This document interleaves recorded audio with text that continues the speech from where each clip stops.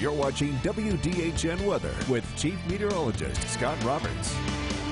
This Tuesday afternoon, largely dry across the Wiregrass, but over the last hour or so, some heavy cells of rain have developed in Geneva, parts of Houston County, stretching even into Early and Miller counties, Georgia. A bit of lightning for northeastern Geneva County along Highway 52 right now near Rehoboth. This is drifting in your direction. That cell actually getting a little bit bigger, intensifying a bit, so some breezy and gusty winds certainly not out of the question with these storms this afternoon. Also out towards Gordon to the east side of Ashford, some cells developing as well. No lightning with that, but in a situation like this, you never know when the storms will start to produce lightning and even gusty winds with the extreme heat that we've had today, warming into the lower 90s for highs for most of us. So there's a lot of energy to work with. So some of the storms do have that potential to produce winds upwards of 30 to 40 miles per hour at times. 91 is the current temperature at the airport. We do have a northwesterly flow. That's bringing in a little bit of dry air, but still there's enough moisture in place to make it feel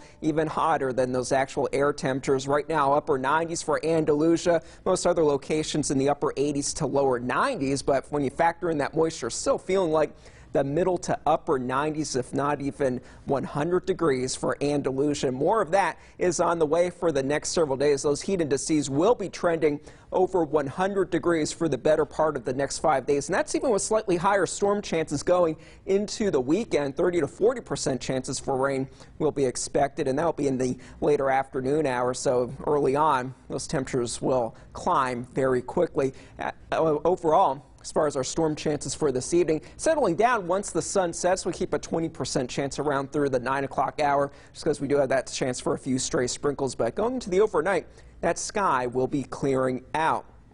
Now in the tropics, things are pretty quiet for August in the Atlantic. We are watching some areas of some cloudiness in the equatorial Atlantic. Nothing organized and nothing that looks like it's going to organize over at least the next 5 days or so. This is the wave that we were tracking last week that did have potential to intensify and possibly become the next tropical depression or storm of the season, but that has not been the case, so good news there. The Gulf of Mexico looking pretty quiet as well, despite warm water temperatures. For us tonight, that sky clearing out. Temperatures in the 80s early on and going past midnight. Staying on the warm side, temperatures in the middle to upper 70s still. It looks like they will bottom out in the lower to middle 70s, but since we'll have a mix of sun and clouds early on, those temperatures will climb pretty quickly into the lunchtime hour, into the lower 90s and afternoon. That's when we do have that best chance of having some showers and storms developing.